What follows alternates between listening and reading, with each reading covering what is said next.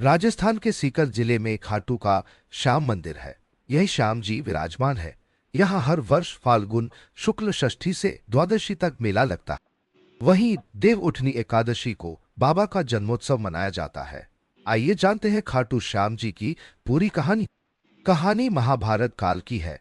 भीम के पौत्र बर्बरीक सर्वश्रेष्ठ धनुर्धर में से एक थे। उन्हें माता दुर्गा से 3 ऐसे दिव्य बाण मिले थे जो लक्ष्य को भेद कर उनके पास वापस आ जाते थे। इसके बल पर वे कौरवों और पांडवों की पूरी सेना को समाप्त कर सकते थे। बर्बरीक के मन में कहीं ना कहीं था कि उनके पिता और पितामह का पक्ष युद्ध में कमजोर पड़ सकता है।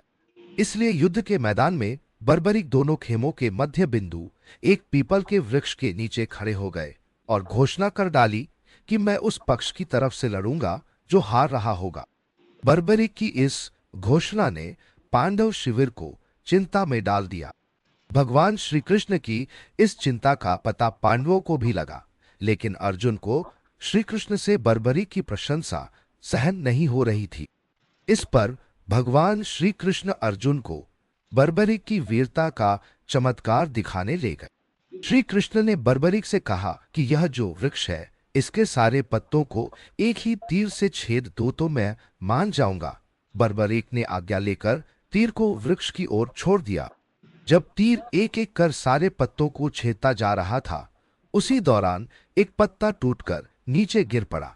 कृष्ण ने उस पत्ते पर यह सोचकर पैर रखकर उसे छुपा लिया कि इसमें छेद नहीं हो पाए, लेकिन सभी पत्तों को छेदता हुआ तीर कृष्ण के पैरों के पास आकर रुक गया। तब बर्बरीक ने कहा कि प्रभु, आपके पैर के नीचे एक पत्ता दबा है, कृपया पैर हटा लीजिए, क्योंकि मैंने तीर को सिर्फ पत्तों को छेदने की आज्ञा दे रखी है, आपके पैर को छेदने की नहीं। यह चमत्कार देखने के बाद कृष्ण और भी चिंतित हो गए।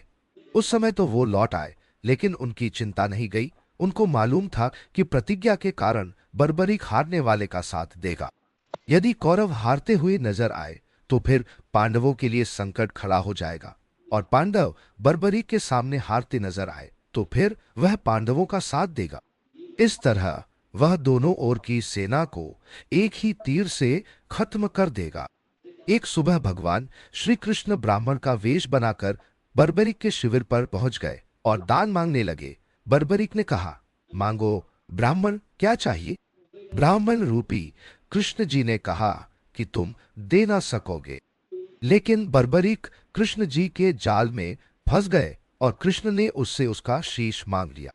बर्बरीक ने पितामह पांडवों की विजय के लिए स्वेच्छा से फाल्गुन शुक्ल द्वादशी के दिन शीश दान कर दिया।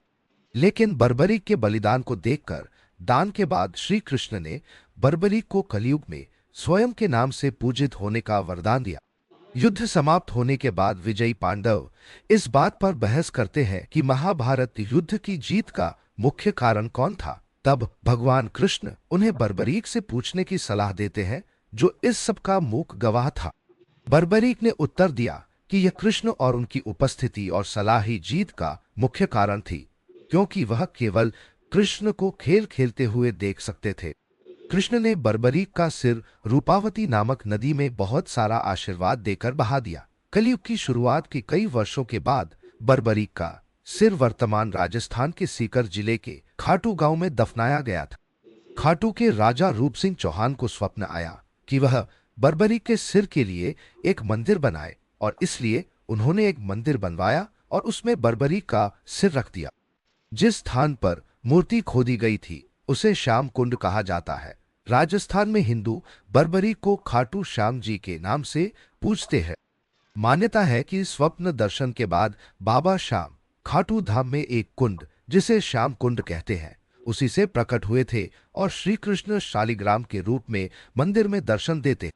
यह भी माना जाता है कि यहाँ आने वाले हर हारे हुए और निराश भक्त को वो सहारा देते।